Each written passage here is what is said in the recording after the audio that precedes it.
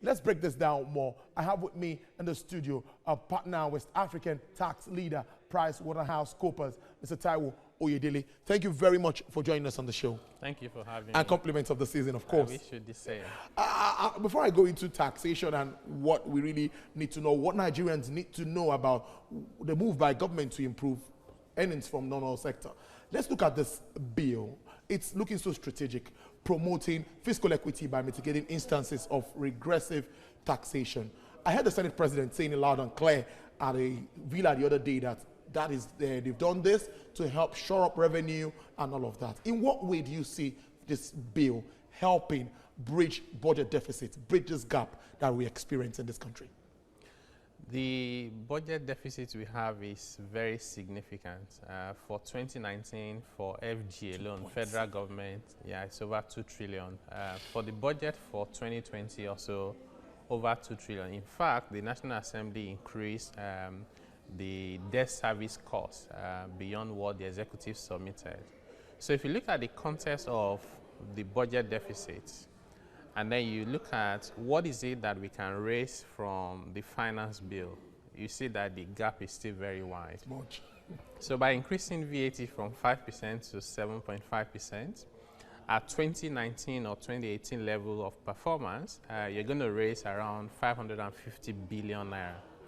Now, when you raise 550 billion naira, only 15% goes to the federal government.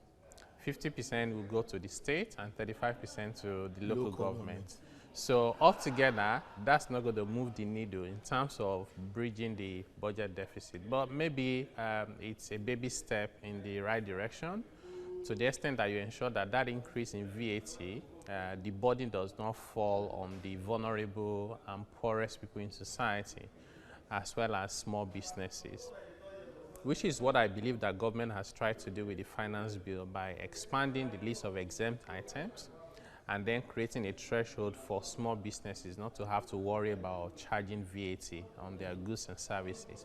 So to a large extent, I would say there are other measures in the finance bill to raise revenue, but not very significant.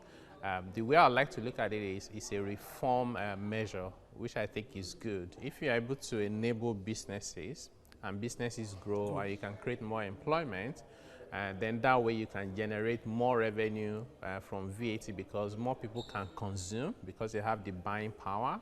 And then if businesses become more profitable, they can pay more taxes. So altogether, I think it's a positive development. Before now, we've always heard this issue of reforming domestic tax laws to align with global best practice. Please, when is Nigeria going to meet up with global best practice when it comes to taxation? Yeah. It's still a very long way to go.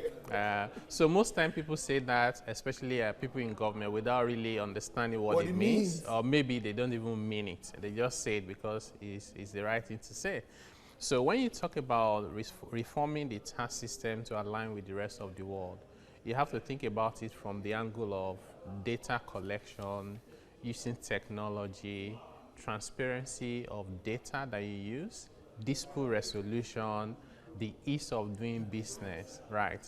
So you find that in Nigeria today, many of the tax authorities, FRS, and many of the states have technology in place for tax returns and for payment. But many of them, the technology they have deployed is even more complicated than the manual process. So you don't have the API to connect directly to the tax systems, tax authority system to file your returns. You have to manually fill out a number of things.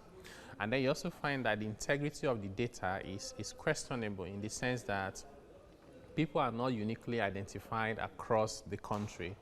Even though the Joint Tax Board is now making an attempt to unify the tax identification process. So in trying to align with the rest of the world, we have to ensure that this is very deliberate and is progressive.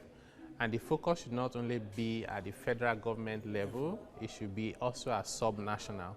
Because if you look at the ease of doing business, Nigeria improved about 15 places in the latest ranking, but went down 2 places in terms of ease of paying taxes, which means it's still difficult to do business, but more difficult to even pay taxes in Nigeria.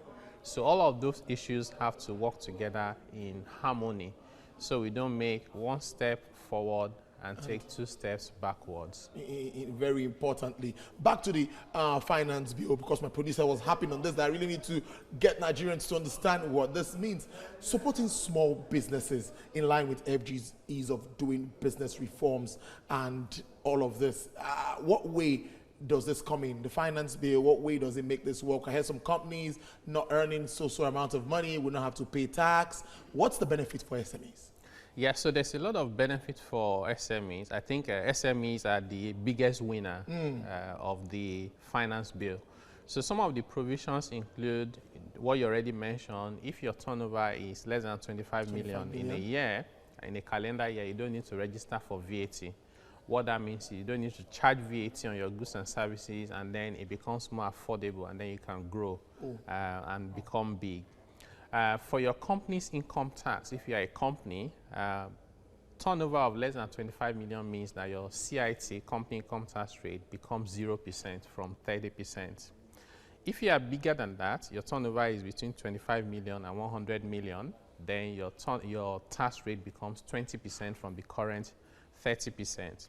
You also find that if you file your returns on time, as a medium-sized company, you get a bonus of 2%. For paying your taxes on time, and then you have what we call exemption from capital gains tax for people who are poor, because this category is both for SMEs and the poor people. If someone gets laid off and they are paid a compensation of 10 million naira or less, they will not pay any tax on it anymore. Then you have the expanded list of items for VAT, which I already mentioned, to include agro and aqua-based staple food, including honey, bread, cereal, roots, vegetable, fish, flour. All of those are exempted from VAT. Then stamp duty, yes, to make them more affordable. There's stamp duty on transfer, electronic transfer, which has been a popular debate here in Nigeria. It's now, the threshold has now been increased based on the finance bill to 10,000 naira, which means if what you're paying for electronically or your money transfer is less than 10,000, you don't pay any stamp duties.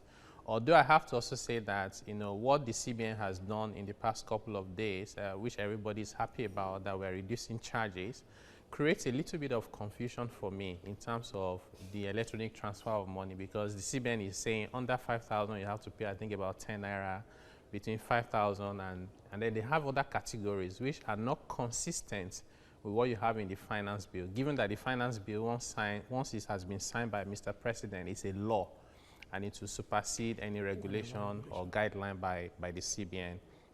But overall, you also have exemption for microfinance banks, People's Bank, mortgage institution, in terms of their services now being exempted from VAT. So generally, I think this finance bill was very well thought out in terms of supporting MSMEs, bearing in mind that we have over 40 million of them in Nigeria. And if you can enable them to do their businesses, that is the biggest opportunity for GDP growth, employment generation, and national development. So it's commendable. Wow, wow, interestingly. I'll go back to this. I know we've always talked about this improving Nigeria's tax to GDP ratio. During my research, South Africa is doing 29%, Ghana 18%. I think this is about 2016, as when this data was released. Egypt 15%, Kenya 18%. Nigeria, we're doing around 6%. With all of these efforts, when are we likely to get to 8%? IMF is saying, holistic, comprehensive tax reform, we might hit 8% in a short while. All of these projections, how well are we going to make sure we get to this point? Yeah, so I think it's always good to, take a look back and then be able to go forward from there. So in the past few years, we haven't been able to raise significant revenue. So for 2019, we already have information that FRS is going to generate around 5.1 trillion, even less than what they generated in 2018, compared to their budget of 8.8 trillion, which means they are down by about 3.7 trillion. At the state level, nothing significantly better than what they've been doing before. So their revenue, all the 36 states, IGR, is less than 1.2 trillion. So, but this is where the problem is. So Nigeria has a peculiar problem. And that peculiar problem is that you have far too many agencies that are trying to generate revenue. Apart from the FRS, the State Internal Revenue Services, you have Custom, you have NIPOS, you have NCC, you have MPA, I'm sure there are over 50 agencies trying to generate revenue. And then we have too many taxes, officially about 61, unofficially over 300. Now, when you combine multiplicity of taxes with multiplicity of agencies, it's chaos that you're going to have. So a lot of leakages. Nigerians pay a lot of taxes, but government collects so little because of the leakages in between. So to be able to raise our tax to GDP ratio significantly, government has to address that inefficiency and corruption and wastage in how we collect tax revenue. You need to outlaw cash payment of taxes and automate the payment. Today, people can even use their mobile phone in villages to pay taxes. And then make sure that you repeal laws that enable collection of irrelevant taxes that just create more headache. So I would imagine that if Nigeria today should amend the constitution to say all levels of government, you have the powers to impose taxes, but the number of taxes should not be more than 10. What is going to happen is people will then be clear about the taxes they need to pay, when to pay it, how much they need to pay, and then the process for collecting it becomes more transparent. Plus, on top of that, government needs to address the issue of trust deficit. Nigerians don't trust government, so it's difficult to part with your money when you don't trust what government will do with it. So that's a big factor as well.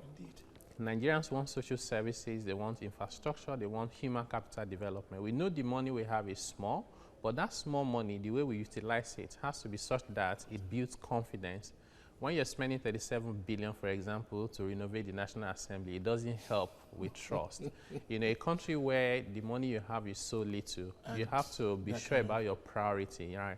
I've been to the National Assembly several times. I did not get the impression that we need to spend that level of money to renovate it. Maybe the intention is to make it world class, but the question is that the most important thing at this time? So all of those issues have a way of affecting the willingness of people to pay taxes, and therefore the tax to GDP ratio remains very low. For me, I used to look at a state like Lagos, and I say, yes, I can see what is happening at least to a level, not talk of other states and the federal government. In one word, what's your projection? 2020, we're already around, we're at 2019, almost few days to go. What are your projections, economic and all of that? What do you think? What should be the quick ones? Fiscal side, monetary side, it's not an election year, so we expect everybody to get to work as soon as possible. Yeah, I hope so too. I hope everybody will get to work and see the sense of urgency in trying to address the economic problems and challenges that we have. Biggest on that list would include unemployment. So we haven't seen the data for unemployment in a while, but we know that the rate is still very high. Put unemployment, underemployment together, it will be around 40% plus. Inflation is now trending upwards. We think that's going to continue in another couple of months because of the rate of VAT that is going up, border closure is there, and then there's minimum wage. So when you put all of that together, it's difficult to see a single-digit inflation. So, yeah, but government has to be, you can't win everything. Make sure that the rate of exchange is stable. Make sure that you preserve the reserve that we have. Work on creating prosperity so that we can reduce unemployment rate, and then see what you can do with inflation so that it's a single digit. Borrowing rate is coming down, so hopefully people can fund development because of the intervention by CBN that is making now interest rate to be coming down. But that has to be used for productive purposes. So hopefully 2020 will be better than 2019. Fiscal policy partner and West African tax leader, PricewaterhouseCoopers, Mr. Taiwo Idele, thank you very much for joining us on the show.